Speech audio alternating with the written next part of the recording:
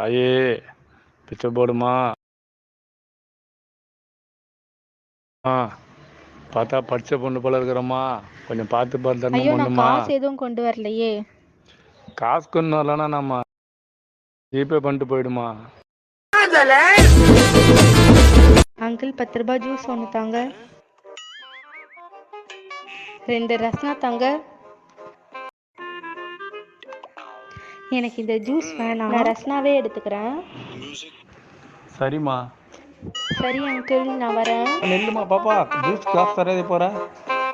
ஜூஸை ரிட்டர்ன் பண்ணிட்டு தானே நான் ரஸ்னா ஜூஸை கொடுத்துட்டு சரி, ரஸ்னா காசு கொடுக்காத போறீங்க. ஜூஸ் தான் உங்க கையிலேயே இருக்கே அங்கிள். ரஸ்னாக்கு நான் அதுக்கு காசு தரணும்?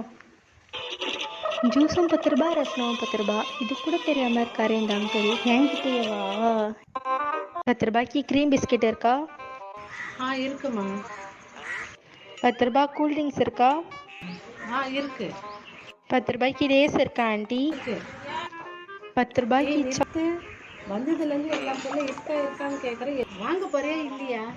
10 ரூபாய்க்கு உங்க கடையில எல்லாமே இருக்கிறப்போ அதை வாங்குறதுக்கு என்கிட்ட 10 ரூபாய் இல்லைன்னு நினைக்கும் போதுதான் மனசெல்லாம் வலிக்குது ஆண்டி. ரோஸ் மில்க் இருக்கா? அச்சோ இல்லையம்மா. சரிக்கா.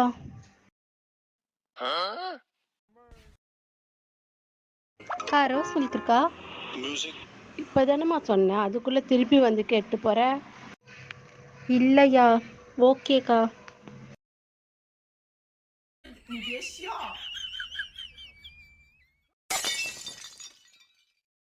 அக்கா, ரோஸ் மில்க் இருக்கா? என்ன உனக்கு காது கேட்காம கேட்காத? ஒரு தடவை சொன்னா புரியாதா?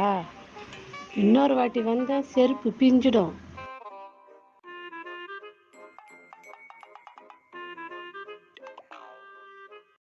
அக்கா, செருப்பு இருக்கா? இல்ல. அப்போ ரோஸ் மில்க் கொடுங்க. அடி எடு செருப்ப நாயே.